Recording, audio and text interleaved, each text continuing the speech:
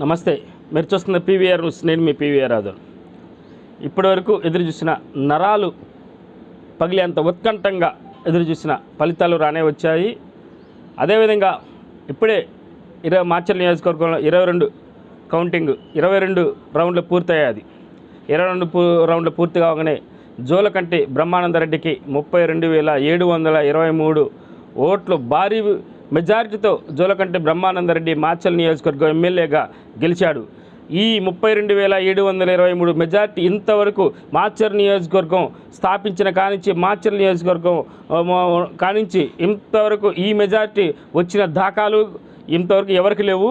ఇప్పుడు బ్రహ్మారెడ్డికే వచ్చిందని చెప్పుకోవచ్చు అని రాజకీయ విశ్లేషకులు అంచనా వేస్తున్నారు.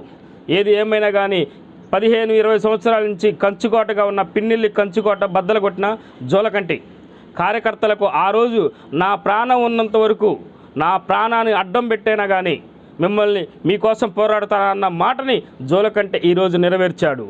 ప్రాణాలు సైతం లెక్క చేయకుండా మీకోసం నేను పోరాడుతాను, నా ప్రాణాలు ఇచ్చేనా మీకోసం పోరాడి గెలిపిస్తాను, మీ మాట నిలిపిస్తాను, నేను ఏమి ఇవ్వకపోయినా నా కోసం మీరు ప్రాణాలు త్యాగం చేస్తున్నారు, మీకోసం నేను పోరాడుతాను, నా చివరి రక్తం బొట్టు వరకు పోరాడుతాను అన్న మాట ఈరోజు జోలకంటి బ్రహ్మానందరెడ్డి నిరూపించుకున్నాడు.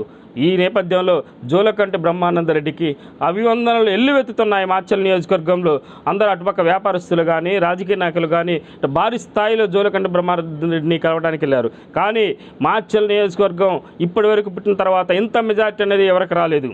కానీ పిన్నెల్లి కంచుకోట మాచర్ల నియోజకవర్గం అంటేనే జిల్లాలో కాదు, రాష్ట్రంలో కాదు, దేశవ్యాప్తంగా ఒక పేరున్న సంచలనమైన నియోజకవర్గం మాచర్ల నియోజకవర్గం. అలాంటి నియోజకవర్గంలో ఇప్పటి వరకు తెలుగుదేశం పార్టీ నాయకులు చంద్రబాబు నాయుడు ఎంతోమందిని తీసుకొచ్చాడు.